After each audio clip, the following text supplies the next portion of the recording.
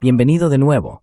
Hoy nos acompaña Chang Shui Kim, presentador muy popular del programa Historia Predictiva. Así que gracias por volver al programa. Gracias, Vlad.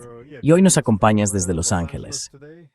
Quería preguntarte cómo ves la evolución actual de Estados Unidos, porque parece que cada vez más estadounidenses creen que el país va en la dirección equivocada. Al menos, eso es lo que vemos en las encuestas. Y se debe, en gran medida, al estancamiento de los salarios, al auge de la oligarquía, a la desigualdad económica, a los problemas sociales, a la pérdida de confianza tanto en los medios como en el gobierno, y a la disminución de las libertades.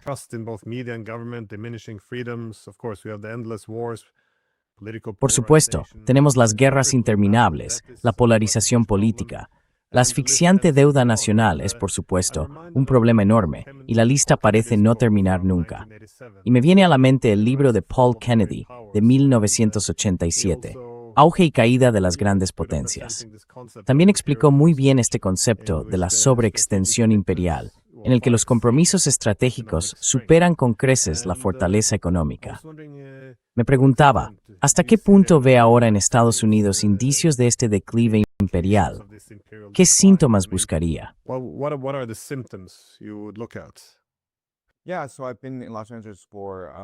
Sí, llevo 4 días en Los Ángeles. Es la primera vez que estoy realmente en Los Ángeles. Y me invitó The Theo Von Show. Así que grabé un podcast con Theo Von y fue muy generoso al traerme en avión y alojarme en un hotel muy bueno. Así que voy a compartir algunas de mis impresiones sobre Los Ángeles y después explicaré cuáles son las señales de la decadencia imperial. Lo primero que me llamó la atención es que me estoy alojando en un hotel de lujo de 5 estrellas. Theo Von fue muy generoso conmigo. Y por la mañana salí a pasear por la zona de West Hollywood. West Hollywood es una de las zonas más prósperas, no solo de Los Ángeles, sino también de Estados Unidos.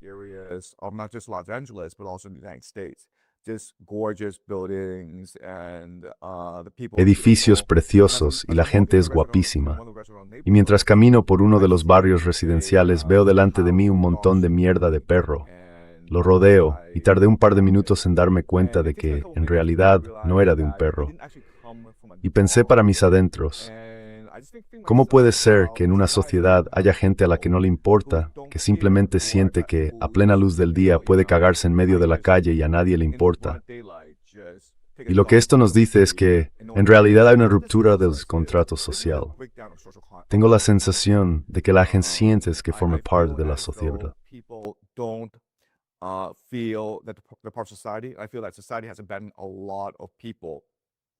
Siento que la sociedad ha abandonado a mucha gente. Anoche fui a una cena en Pacific Palisades, que es donde viven todas las estrellas de cine, y la mansión donde se celebraba la fiesta costaba $20 millones. Era una mansión preciosa, enorme. Y lo que me llamó la atención fue lo extremo y escandaloso que era tener una vivienda de $20 millones, porque en realidad no puedes utilizar todo ese espacio. Era solo una familia y su ejército de personal doméstico. Pero allí caben fácilmente unas 100 personas. Y miro cuesta arriba y hay una mansión de $20 millones que supongo es como 10 veces más grande.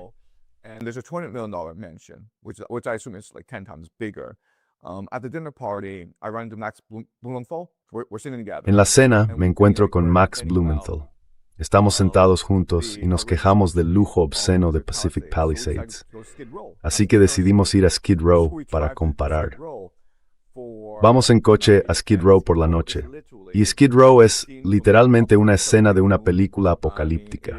Quiero decir, está todo oscuro. Había una mujer corriendo desnuda por las calles. Y son personas, creo que unas 4,000, que han sido completamente abandonadas por la sociedad. El gobierno finge que no existen.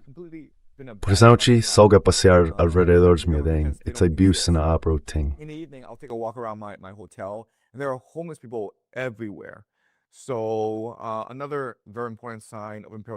Otra señal muy importante del declive imperial es la desigualdad y la decadencia moral. Esta gente ha sido abandonada por la sociedad y se la deja a su suerte. La enorme desigualdad es un indicador fundamental. La tercera cosa es que fui a desayunar e intenté encontrar el sitio más barato que pudiera. Al final, acabé pagando $17 estadounidenses por una tostada con aguacate. No sé si han probado alguna vez una tostada con aguacate, pero no cuesta $17. Y no sé cómo puede la gente permitirse los precios de este país. Así que hay inflación. Pero lo que la inflación realmente nos dice es, básicamente, que la moneda se está degradando.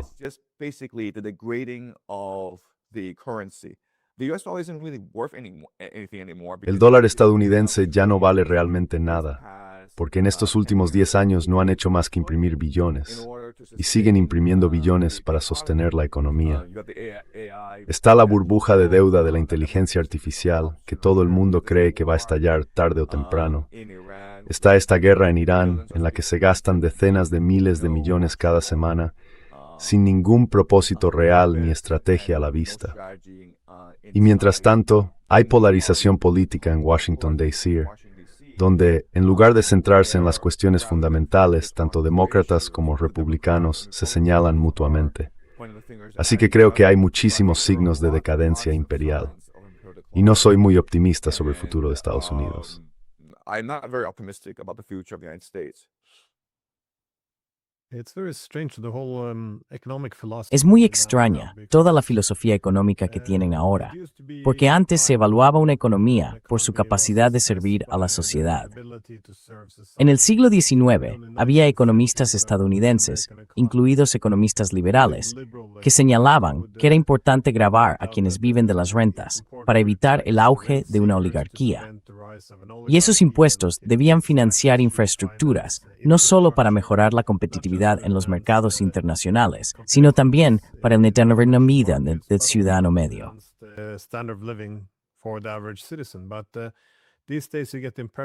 Pero hoy en día da la impresión de que, recuerdo que en los 90 se publicó un artículo que decía, hay una solución para todos estos pueblos de Estados Unidos que se están muriendo. Mudaos todos. Si no podéis adaptaos o morid. Así que, como decías, toda esa gente que se ha quedado atrás y para la que ya no hay sitio en la economía, es en esencia ignorada por el Estado. Se finge que ya no existe. Pero eso puede generar un ánimo revolucionario si una parte importante de la población ya no cree tener interés en preservar el statu quo. Está dispuesto a meter una nave inglesa en el sistema.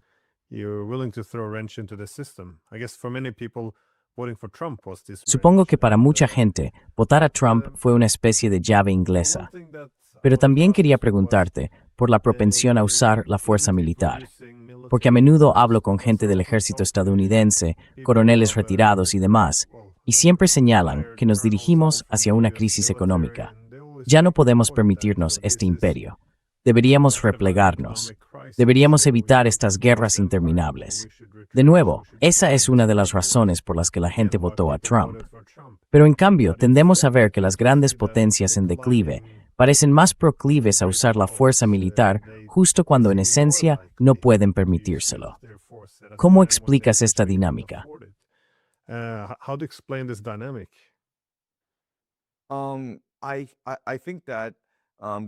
Creo que el uso de la fuerza militar es simplemente otra señal del declive imperial.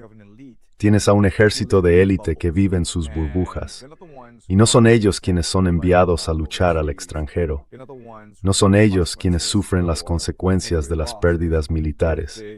Si Estados Unidos pierde una guerra en Irán, son los contribuyentes quienes tienen que pagar la factura, no la clase multimillonaria. Así que pienso en esta situación absurda, en la que las élites viven en sus mansiones, en sus fortalezas de Pacific Palisades, organizan sus fabulosas cenas y solo se conocen entre ellas. Viven en una burbuja y están decididas a mantener su arrogancia imperial. Quieren mantener su nivel de vida, quieren ganar más dinero para sí mismas y quieren sacrificar a toda la sociedad. Quieren quemar la sociedad para mantener su privilegio imperial.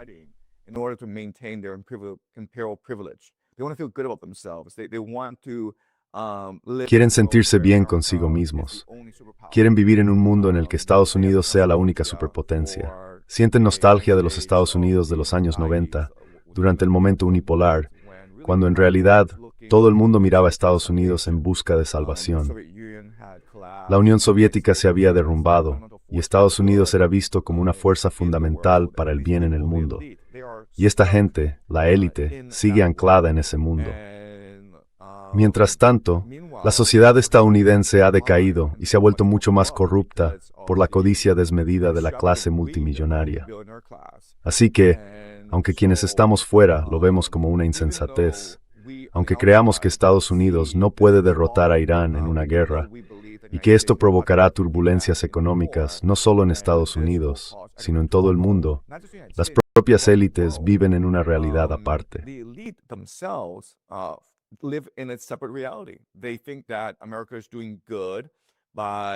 Creen que Estados Unidos está haciendo bien al deshacerse de un régimen terrorista fundamentalista, empeñado en conseguir armas nucleares y en dominar y destruir Oriente Medio.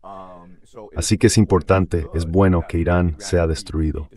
Y también creen que la guerra va bien para Estados Unidos, que está hundiendo la economía iraní. El liderazgo está desorganizado y cualquier día de estos, los iraníes. Así que lo que ha dicho Donald Trump es, estamos ganando la guerra.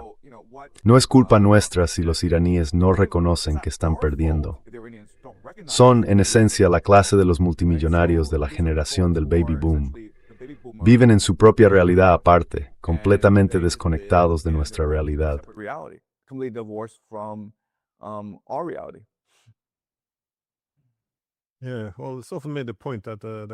Sí, bueno, a menudo se señala que el colapso de la Unión Soviética también supuso un desastre para Estados Unidos. De nuevo, se celebró que el adversario había sido derrotado. Pero lo que a menudo se pasa por alto es que el adversario equilibraba a Estados Unidos. Obligaba a Estados Unidos a adoptar un pensamiento estratégico, a contenerse, a actuar con mesura. Después, en esencia, la estrategia de Estados Unidos, la estrategia hegemónica, consistía en estar en todas partes. Eso debilita el pensamiento estratégico, porque de repente ya no tienes que establecer prioridades. Puedes soportar mucho daño si cometes muchos errores. Y también está toda esa idea de que no necesitas saberlo todo sobre los antecedentes y las complejidades, porque existe esa arrogancia de creer que ya tienes todas las respuestas.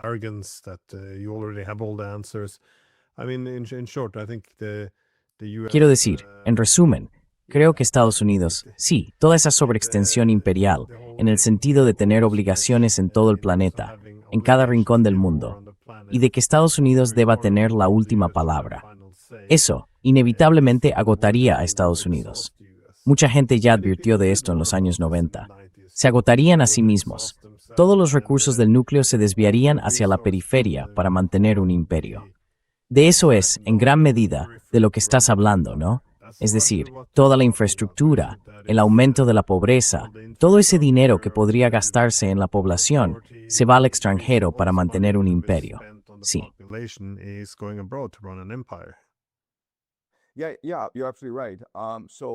Sí, tienes toda la razón.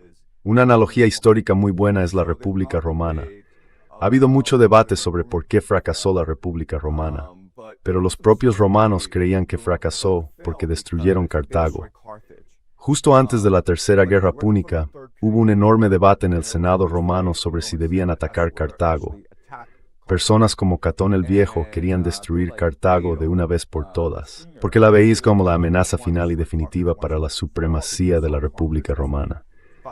Pero había otros que advertían, escuchad, necesitamos un enemigo que mantenga en equilibrio.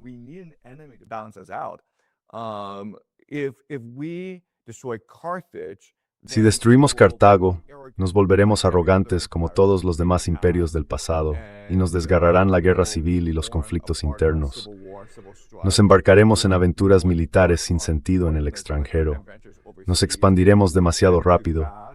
Financiarizaremos la economía y llevaremos a la quiebra a la mayor parte de nuestra población, mientras una élite se vuelve corrupta, arrogante y aislada. Y eso es exactamente lo que ocurrió. Destruyeron Cartago, y la República Romana cayó quizás 150 años después. Y esta es una situación muy parecida a la de Estados Unidos. Se ha informado de que cuando Donald Trump ordenó el ataque contra Irán, No creía que los iraníes fueran a cerrar el estrecho de Hormuz.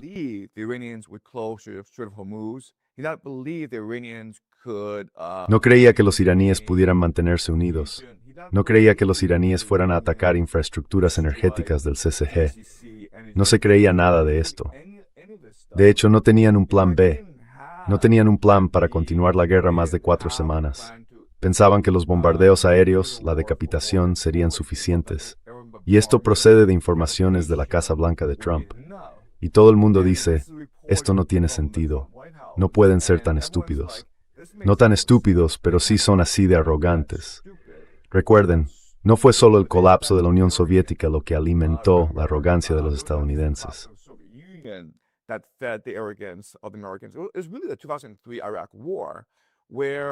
Fue realmente la guerra de Irak de 2003. En unas 2 semanas los estadounidenses entraron, bombardearon a conciencia al ejército iraquí y pudieron descabezar el régimen e imponer su voluntad. Luego tienes, el 3 de enero de este año, aquella operación de la Fuerza Delta en Venezuela, en la que pudieron con mucha facilidad, quizás sin bajas, capturar, secuestrar al presidente, al jefe de Estado soberano, Maduro. Y ahora Maduro está siendo juzgado en Nueva York. Así que sé que muchas cosas no tienen sentido, pero es porque no vivimos en su mundo. En su mundo, todo es perfecto, saldrá como ellos quieren.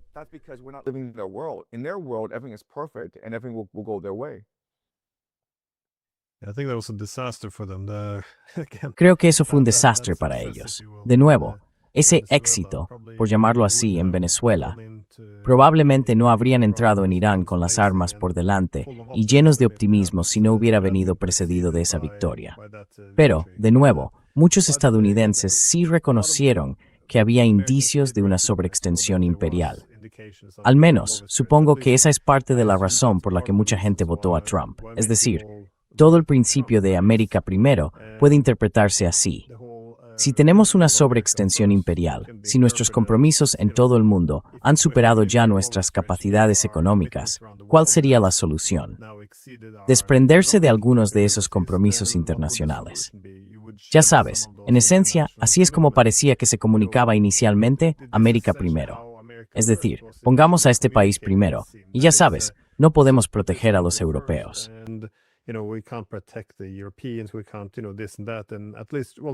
No podemos, ya sabes, esto y aquello. Y al menos, bueno, Trump quería abandonar el imperio, pero indicó que quería obtener un rendimiento de la inversión. Es decir, que toda Europa y sus estados satélite deberían como mínimo pagarle por el privilegio de estar protegidos. Pero parece que no ha sido así. Quiero decir, ahora tiene más guerras. Al principio iba a recortar costes con Musk, luego esto también se fue un poco al traste. ¿Cómo explicas, supongo, lo que pasó con America First? Porque durante su campaña pensé que tenía razón en algo. Reconoció la enfermedad que es la sobreextensión imperial. Pensé, bueno, quiere reducir el imperio, recuperar cierta disciplina fiscal y desprender sus compromisos internacionales. ¿Qué crees que salió mal?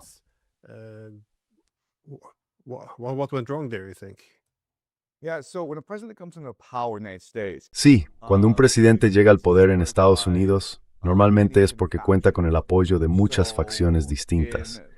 Así que en el segundo mandato de Trump, tuvo el apoyo de 2 grandes facciones. Por un lado estaba la facción de Estados Unidos primero, con gente como Tucker Carlson, Tulsi Gabbard y J.D. Vance.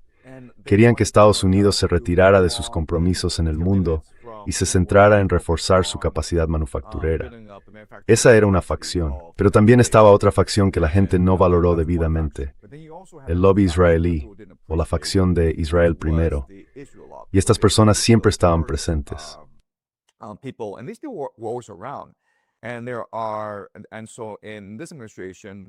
Y en esta administración están representados por personas como Peter Hegseth, Michael Waltz, que empezó como asesor de seguridad nacional y ahora es embajador ante la ONU. Y luego tienes a gente como Howard Lutnick, Jared Kushner, y la gente no valoró realmente la influencia de Israel en la administración Trump. Y lo interesante es que si volvemos al primer mandato, la presencia del lobby Israel primero siempre estuvo ahí. Recordemos que en su primer mandato, aunque la política exterior fue caótica, Trump declaró una guerra comercial a China e intentaba retirar las tropas de Siria. And he was trying to withdraw troops from Syria. But one policy Pero hubo una política, una directriz de política exterior que fue bastante coherente, una postura pro-israelí durante el primer mandato. Así que Trump se retiró de inmediato del Hafpoa, básicamente destruyó el acuerdo nuclear con Irán. Después trasladó la embajada estadounidense de Jerusalén, trasladó la embajada estadounidense de Tel Aviv a Jerusalén. Es algo que Israel llevaba décadas pidiendo, y ninguna administración estadounidense había accedido porque sabía lo políticamente volátil que sería. Pero Trump lo hizo. Trump impulsó los acuerdos de Abraham. Trump también reconoció el control de Israel sobre los altos del Golán.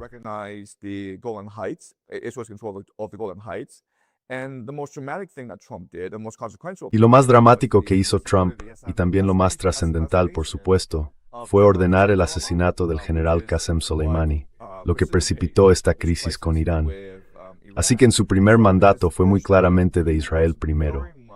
Y lo interesante es que cuando perdió el poder, las personas de su entorno que se mantuvieron leales, las que más leales siguieron siendo, eran en realidad personas de Israel primero.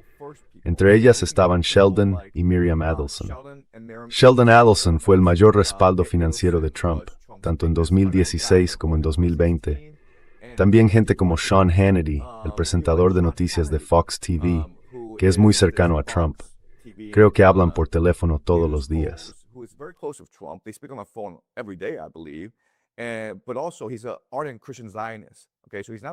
Pero además es un ferviente sionista cristiano, ¿de acuerdo? No es israelí, no es judío, pero cree en el sionismo. Así que la gente de Israel primero nunca abandonó a Trump. Y creo que cuando Trump estaba en Mar-a-Lago durante esos 4 años en los que estuvo asediado, recordemos que el FBI registró su residencia de Mar-a-Lago buscando documentos clasificados. Hubo una guerra judicial demócrata contra él. Y hubo momentos en los que casi parecía estar al borde de la bancarrota, ¿verdad?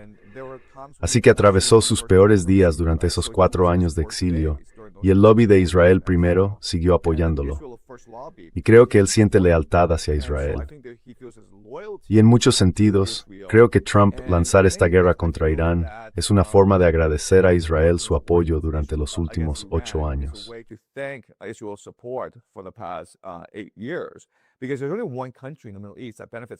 Porque solo hay un país en Oriente Próximo que se beneficia de todo esto, e Israel es ese país. Estados Unidos no se beneficia. Los países del Consejo de Cooperación del Golfo están sufriendo de verdad. Y como creo que Trump está supeditado a Israel, por la razón que sea, no sabemos por qué está supeditado a Israel, pero está claro que lo está. Creo que esta guerra solo puede escalar hasta envolver a todo Oriente Próximo. Y ya lo estamos viendo, porque los hutíes han entrado en la guerra. Y los hutíes representan una crisis existencial para Arabia Saudí. Por eso, Arabia Saudí ha firmado recientemente un pacto de defensa militar con Turquía y con Pakistán. Incluso se habla de incorporar a Egipto a este pacto. Pueden imaginar que el principal objetivo de un pacto así sería lanzar una coalición multinacional contra los hutíes.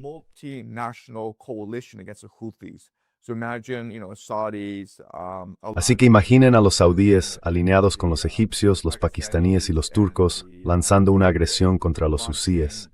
Esto solo podría acabar en un desastre, porque los hutíes están fuertemente atrincherados en las montañas. Además, reciben apoyo de los iraníes y tienen acceso a drones y misiles balísticos. Y les resulta muy fácil destruir la infraestructura energética de Arabia Saudí. De hecho, eso es ya lo que está ocurriendo. Así que de nuevo, hay caos y turbulencias absolutas en Oriente Próximo. Y de nuevo, el único país que parece estar beneficiándose de esto es Israel. Así que tenemos que imaginar que Israel, por la razón que sea, tiene algún tipo de control sobre Donald Trump. Un control tal que Donald Trump está dispuesto a abandonar a sus aliados. Tucker Carlson, ya saben, MTJ, Joe Kent, esta gente, Thomas Massie. Y ahora está completamente entregado a Israel.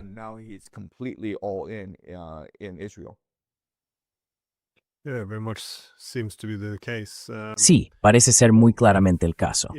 Bueno, si puede conseguir que estos estados árabes libren sus guerras, supongo que eso sería un logro en términos de reducir los compromisos globales de Estados Unidos. Es decir, esperaría que Estados Unidos trasladara las cargas a sus aliados, que fueran ellos quienes asumieran el peso. Y eso es muy distinto de lo que vimos después de la Segunda Guerra Mundial, cuando Estados Unidos velaba por la seguridad de todos los demás estados. Tenía acuerdos comerciales generosos con los estados de primera línea. Y ahora, en esencia, tienen que conseguir que los aliados asuman su parte de la carga. En Europa, se ve el mismo intento de volver a externalizar la guerra de Ucrania a los europeos. Me llama la atención que Trump hable de poner fin a la guerra, pero al mismo tiempo está utilizando esta guerra para presionar a los europeos a que se armen hasta los dientes.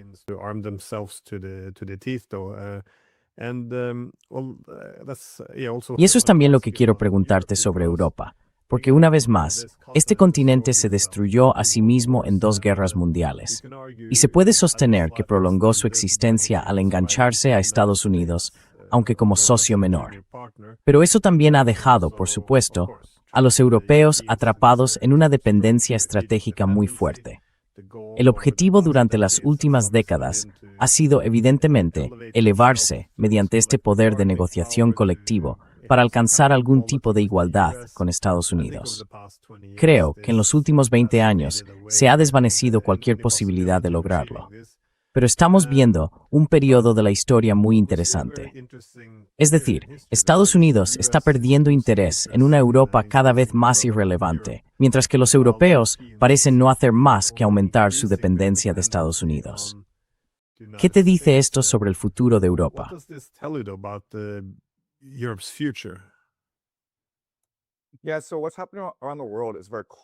Sí, lo que está ocurriendo en el mundo responde a un patrón muy habitual de declive imperial. Estados Unidos no está trasladando la carga de la seguridad a sus aliados. Lo que está haciendo Estados Unidos es catalizar a sus aliados. Y es una distinción muy importante. Porque, si lo piensas, no hay absolutamente ninguna razón para que Europa esté en guerra con Rusia. Si se les dejara actuar por su cuenta, estoy bastante seguro de que los europeos concluirían un tratado de paz con Rusia que sería mutuamente beneficioso para todas las partes y que traería la paz a Europa. Si se les dejara actuar por su cuenta, Arabia Saudí y el Consejo de Cooperación del Golfo buscarían llegar a un entendimiento con Irán lo antes posible, ¿verdad?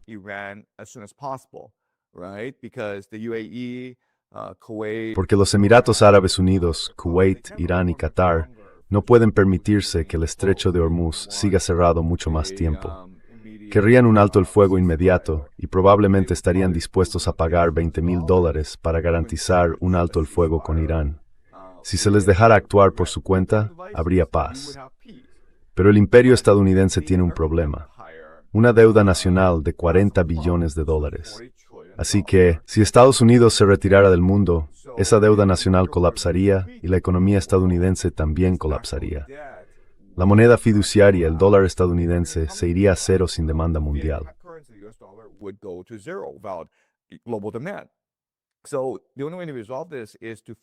Así que la única manera de resolver esto es obligar a los europeos, al CCG, a los japoneses, a los surcoreanos, los llamados aliados de Estados Unidos, a seguir subvencionando la economía estadounidense, comprando más deuda de Estados Unidos. Y la mejor forma de hacerlo es empujarlos a conflictos con sus vecinos: Japón contra China, Europa contra Rusia, el CCG e Israel contra Irán. Y les vendes armas caras, redundantes y poco útiles. Y así se mantiene el dinero fácil, o se sigue financiando la deuda nacional de Estados Unidos. Hay una noticia sobre países del CCG, creo que eran Omán y Kuwait, que compraron 5,000 misiles Patriot a Estados Unidos.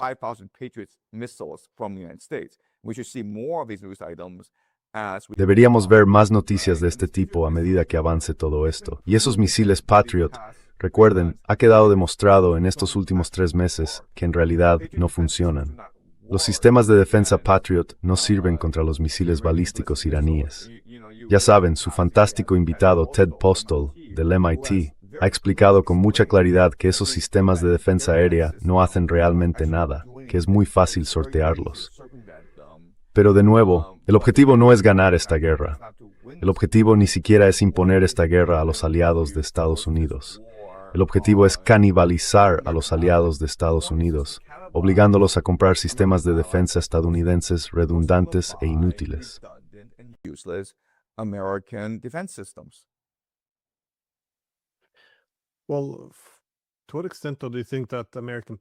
Bueno, ¿hasta qué punto cree que el plan estadounidense podría ser una receta para, supongo, revertir el declive de Estados Unidos?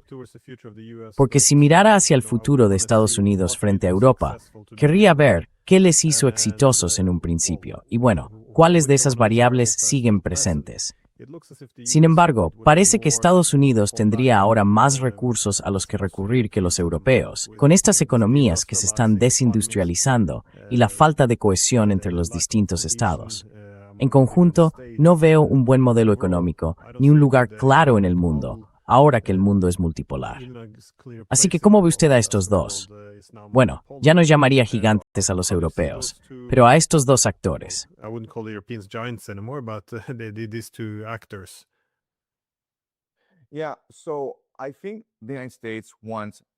Sí, creo que Estados Unidos quiere que los europeos vayan a luchar contra los rusos. Y entre la opinión pública europea no hay ningún deseo de luchar en esta guerra. Lo que va a ocurrir es que los dirigentes políticos europeos van a entrar sonámbulos en una guerra con Rusia, posiblemente enviando al principio fuerzas especiales para ayudar a los ucranianos. Pero al final habrá reclutamiento obligatorio. Se obligará a jóvenes a combatir en esta guerra sin sentido, en las trincheras de Ucrania.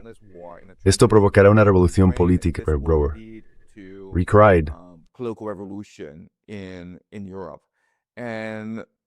The reality is, people are sleepwalking into tragedy and disaster. La gente avanza sonámbula hacia la tragedia y el desastre. Es casi como si funcionaran con mando a distancia. Es casi como un sistema político zombie como el que tienen hoy en Europa. Y no hacen esto porque odien a Rusia. No lo hacen porque los estadounidenses les estén obligando a hacerlo. Lo hacen porque es el camino de menor resistencia. Porque a nivel conceptual, mental y psicológico, les resulta demasiado difícil buscar un acuerdo con Rusia. En su mente, creen que Rusia es el camino hacia Satanás y que tienen que derrotarla. Así que es una falta de imaginación, una falta de voluntad política y ahora simplemente una falta de energía. Quiero decir, la realidad es que los europeos están controlados por esos burócratas que esperan con ilusión sus enormes pensiones y que pasan la mayor parte de su día y de su tiempo planeando sus vacaciones. Y en fin, Europa es ahora mismo una burocracia fosilizada. Simplemente avanzan sonámbulos hacia el desastre y no hay forma de evitarlo.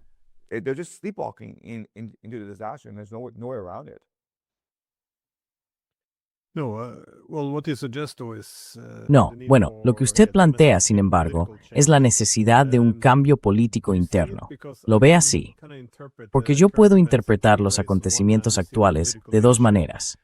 Por un lado, se ve que el liderazgo político se está debilitando gravemente, es decir, no solo es impopular, tiene una crisis de legitimidad.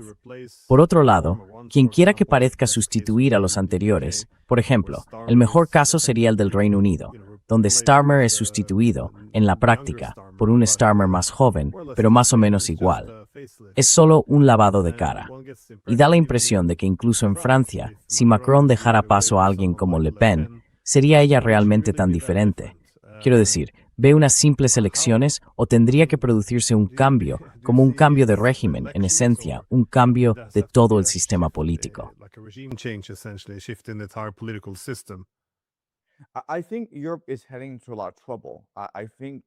Creo que Europa se dirige hacia muchos problemas. Creo que gran parte de la oposición en Europa está controlada, como señalas. Y bueno, mira, España. Hace un par de fines de semana, 50.000 migrantes llegaron en masa a Ceuta, que es un enclave español en el continente africano. Y esto fue algo coordinado y dirigido por las autoridades marroquíes, como una especie de instrumento de presión política.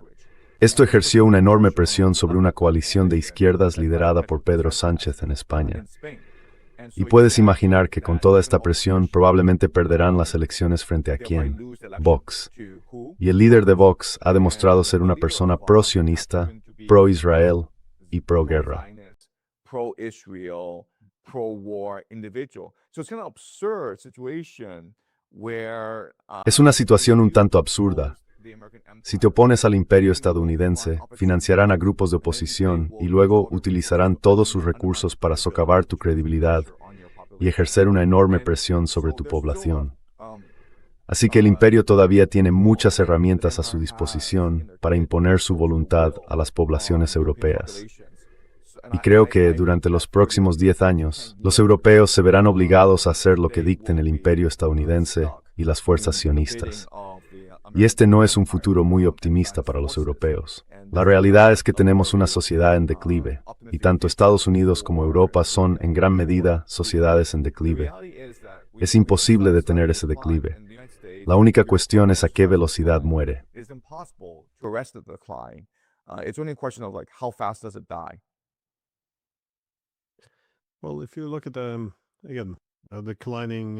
Bueno, si los observas una vez más, las grandes potencias en declive se implicarán en más guerras. Una de ellas, por supuesto, es la guerra de Ucrania. De nuevo, los europeos dependerán más de Estados Unidos mientras continúe esta guerra. Pero al mismo tiempo, ¿cuánto tiempo puede durar realmente esta guerra? Porque en estos momentos está escalando rápidamente, con bastante rapidez, dentro del marco de que siga siendo solo Ucrania. Sí, de nuevo, dentro de unos meses Ucrania empieza a derrumbarse. Y no estoy diciendo que eso vaya a ocurrir este invierno de 2026. Aún así se verán enormes problemas en el frente, el problema de la falta de personal. Obviamente, ahora ya no tienen defensas antiaéreas, y los rusos han decidido responder con fuerza a las escaladas de la OTAN y de Ucrania, machacando de verdad a las ciudades ucranianas, e incluso imponiendo un bloqueo naval a lo largo su costa del Mar Negro.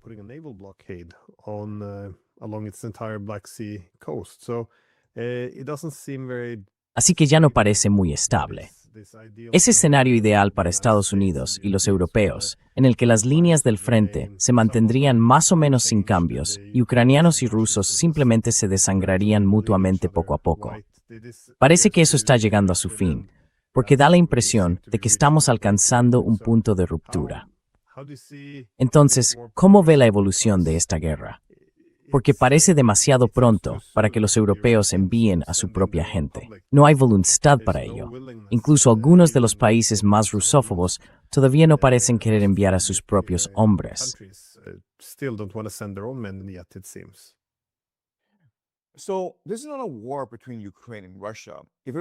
Así que esto no es una guerra entre Ucrania y Rusia. Si lo fuera, esta guerra ni siquiera habría empezado. Zelensky habría firmado un tratado con Rusia desde el primer día para evitar el conflicto. Está claro que es una guerra entre la OTAN y Rusia. Zelensky es claramente un actor pagado. Literalmente es un actor pagado. Es un representante de la OTAN. Y de hecho, tienes razón. En el frente ucraniano están agotados. Se han quedado sin efectivos. Hay mucha corrupción. La moral está muy baja. Miembros siguen recibiendo apoyo de la OTAN. Este prolongarse insistente.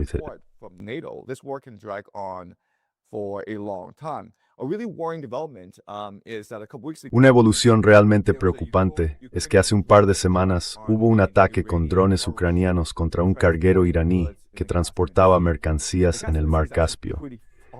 El Mar Caspio está de hecho bastante lejos de Ucrania. Así que los ucranianos se esforzaron expresamente en atacar el barco y luego lo anunciaron. Y creo que lo que estaban diciendo era que su ambición es arrastrar a los estadounidenses a la guerra de Ucrania, uniendo ambos frentes, ¿no?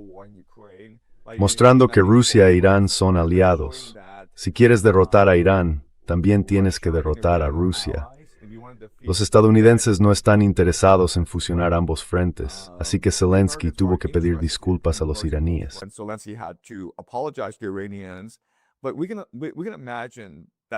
Pero podemos imaginar que este tipo de postura continuará, porque la OTAN está desesperada por obligar a los estadounidenses a apoyar esta guerra en Ucrania.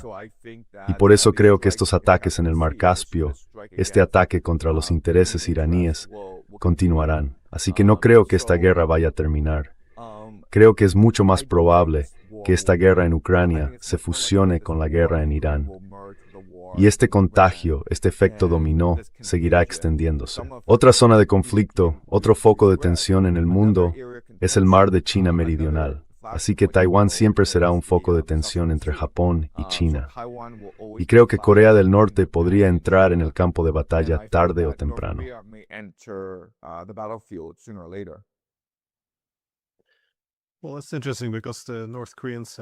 Bueno, eso es interesante, porque los norcoreanos ya han entrado, y de forma importante, en el campo de batalla ucraniano. Pero sí se ve que estas tres potencias, Rusia, China e Irán, representan las tres principales potencias de la parte occidental de Eurasia, la parte oriental y la parte meridional. Así que son los tres principales rivales de Estados Unidos. Pero en cierta medida, vemos que Rusia e Irán se están acercando bastante. ¿Hasta qué punto cree que los chinos podrían implicarse en la guerra de Irán o en la guerra de Ucrania? ¿O hasta qué punto ya están implicados?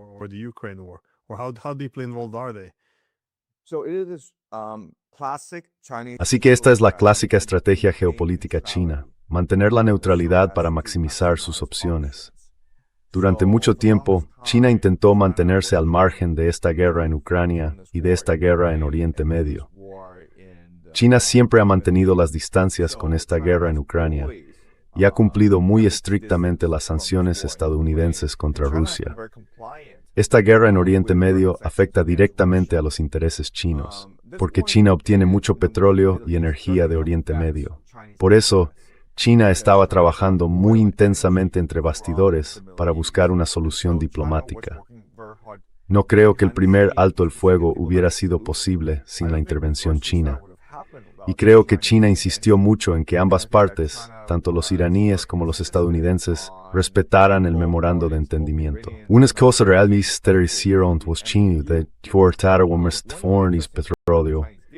Remanu think Oil imports by at least 50%. And the reason why the Chinese did that was to stabilize oil prices. Y la razón por la que los chinos hicieron eso fue estabilizar los precios del petróleo, darle a Trump un incentivo político para buscar la paz con los iraníes lo antes posible.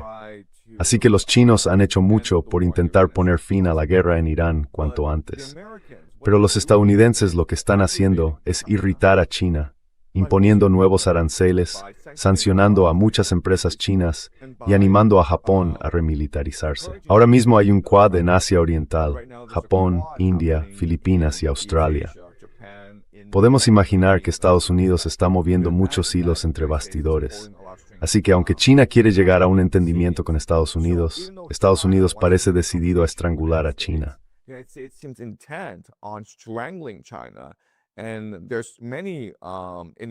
Y hay muchos en Estados Unidos que ven a China como la verdadera amenaza. Cuando un imperio está en declive, camina sonámbulo hacia el desastre. Así que, en realidad, China no tiene ningún motivo para ayudar a Irán y a Rusia. Pero Estados Unidos le está dando a China muchas razones para hacerlo. Así que podemos esperar muchos más ámbitos de cooperación entre Rusia e Irán. Algo realmente interesante que conviene observar es la ruta ártica, ¿verdad? China tiene algo llamado el dilema del estrecho de Malaca. Es decir, la mayor parte del comercio chino transita por el estrecho de Malaca. Y el estrecho de Malaca puede bloquearse fácilmente. Por eso, en los últimos años, China ha intentado crear una ruta de la seda ártica. Y eso está avanzando muy bien. Pero implica una cooperación directa con Rusia.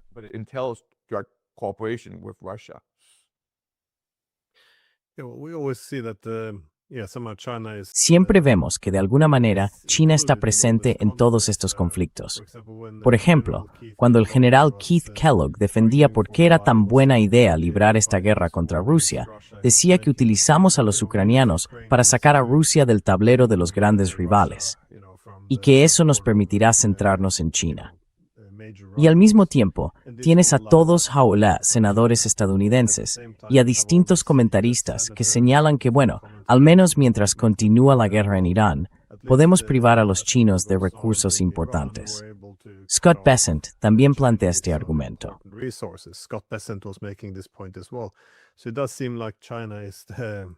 Así que parece que China es, una vez más, el objetivo final aquí. Quería preguntarle por el ambiente en China, porque si los chinos reconocen que uno de los objetivos clave de debilitar a Rusia o de cortar recursos esenciales a Irán es perjudicar a China, ¿cómo cree que se está preparando China ante la posibilidad de un conflicto con Estados Unidos? ¿O cuáles podrían ser las posibles vías hacia ese escenario? Porque ya podemos ver cómo podría desencadenarse una tercera guerra mundial a través de Oriente Medio. Podemos ver que quizá empiece en Europa a raíz de esta guerra con Rusia, pero ve también una vía en Asia.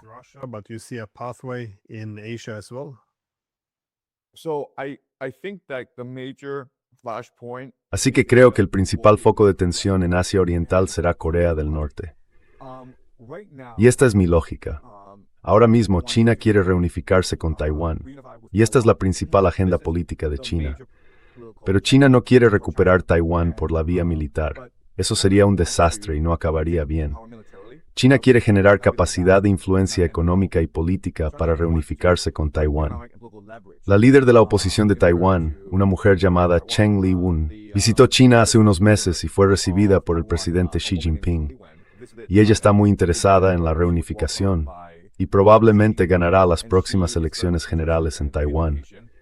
Así que China cree que con el tiempo, Taiwán y China se reunificarían pacíficamente.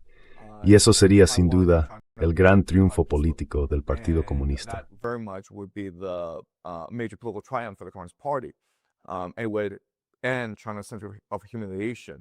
Pondría fin al sentimiento de humillación de China cuando las potencias occidentales llegaron para repartirse China, ya sabe, para dividirla en distintas partes. El problema es que los japoneses han afirmado que Taiwán es esencial para los intereses estratégicos de Japón. Es decir, Japón depende del comercio mundial. Y si China tomara el control de Taiwán, podría utilizarla para imponer un embargo a Japón y bloquear el acceso de Japón al sudeste asiático. Así que Japón no permitiría la unificación de Taiwán y China.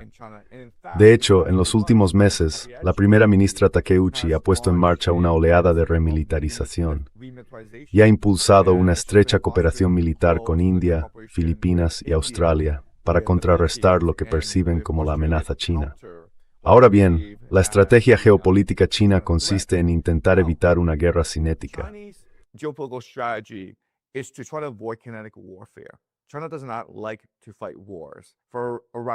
A China no le gusta librar guerras por diversos motivos.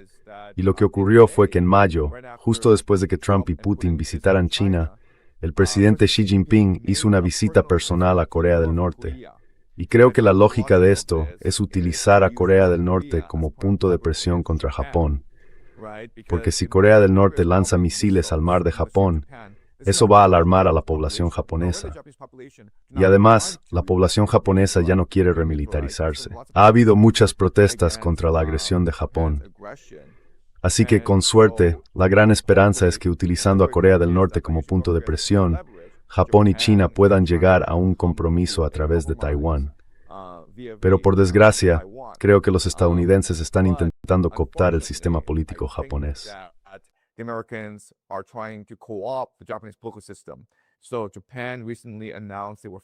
Japón anunció recientemente que iba a crear una CIA, que por supuesto seguiría el modelo de la CIA estadounidense. También podemos imaginar que con el tiempo Japón creará un FBI, una NSA, es decir, que establecerá dentro de Japón la infraestructura del Estado profundo estadounidense, para que Estados Unidos pueda imponer su voluntad a través de esas agencias de inteligencia en Japón. Así que Estados Unidos está intentando convertir a Japón en un Estado vasallo y utilizarlo como peón en esta gran partida contra China. Creo que así es como evolucionará la situación geopolítica en Asia Oriental. Y los chinos lo entienden, son muy pacientes y piensan estratégicamente a largo plazo. Y si China introdujera a Corea del Norte en la ecuación, Japón tendría muy poco que pudiera hacer frente a Corea del Norte.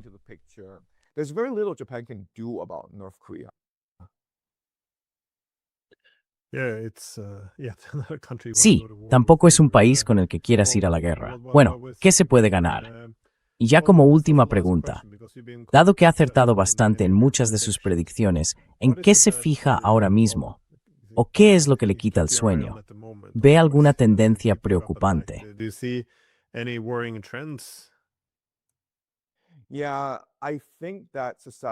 Sí, creo que la sociedad es mucho más volátil de lo que pensamos. Nos centramos en el panorama geopolítico, pero estas sociedades son barriles de pólvora. Si vas a Inglaterra, a Francia, a Alemania o a España, la población está realmente descontenta con cómo están las cosas. Estoy en Los Ángeles y es mi primera vez en Estados Unidos en 2 años. Y las señales de un declive sin precedentes están por todas partes. No puedo creer que los estadounidenses estén contentos con unos precios de los alimentos escandalosos. Además, por cierto, no sé si has tenido ocasión de visitar Estados Unidos recientemente. La comida en Estados Unidos es puro veneno. Llevo aquí 4 días y todos los días he tenido diarrea y pago mucho dinero por esta comida. Me aseguro de ir a buenos restaurantes.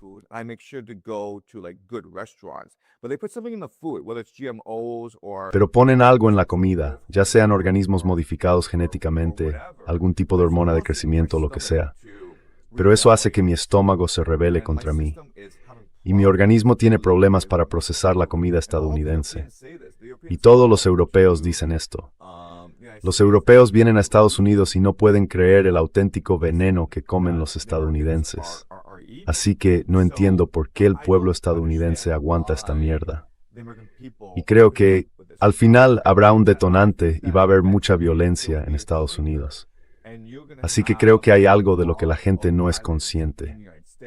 Estamos demasiado centrados en estos puntos de tensión y no reconocemos que dentro de todas estas sociedades, la gente, la población está extremadamente inquieta, extremadamente frustrada con los dirigentes políticos y en cualquier momento las cosas pueden estallar.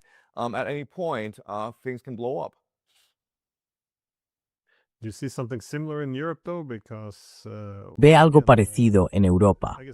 Porque bueno, de nuevo, supongo que Gran Bretaña sí parece muy estable. En Francia, de vez en cuando hay generales que pronostican una guerra civil, y por supuesto, en Alemania también. Supongo que la cultura política se está volviendo un poco oscura, es decir, cuando se empieza a llamar enemigos o traidores a los adversarios políticos, ya no puede haber una alternancia pacífica en el poder.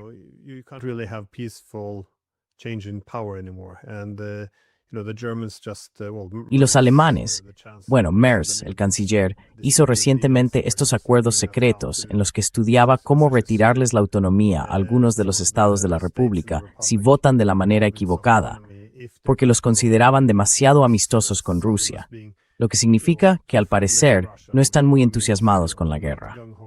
Entonces, ¿cómo ve la estabilidad política en Europa? Y por supuesto, está esta capa aparte. La Unión Europea, que intenta asegurarse de que la gente no vote de la manera equivocada y de que todo siga en su sitio. Sin embargo, cuanto más intenta mantenerlo todo en su sitio, más tensiones se acumulan. Así que parece que esto no puede durar para siempre.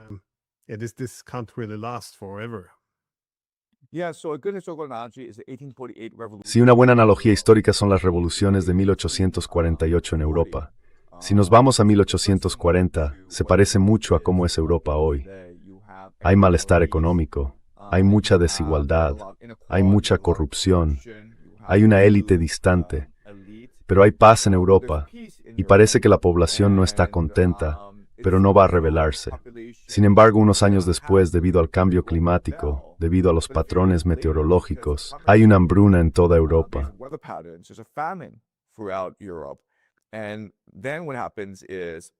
Y entonces, lo que ocurre es que, no recuerdo el punto de partida exacto, pero en un país hay un levantamiento popular y al día siguiente toda Europa está envuelta en llamas.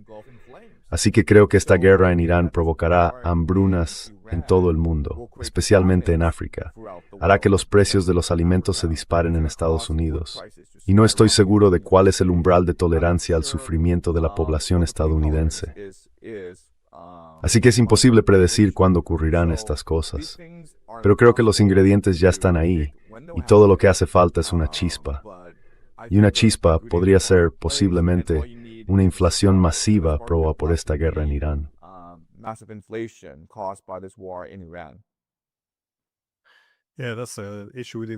Sí, ese es un asunto que no hemos tratado. Es la crisis económica pendiente. Quiero decir, es otra cosa que aparentemente no puede seguir así para siempre. Pero vamos a tener que dejarlo para la próxima vez, salvo que tengas una respuesta rápida. ¿A dónde nos dirigimos? Well, I think we're heading towards total financial Bueno, collapse. creo que nos dirigimos hacia un colapso financiero total. Creo que la economía de Estados Unidos es sencillamente un esquema Ponzi.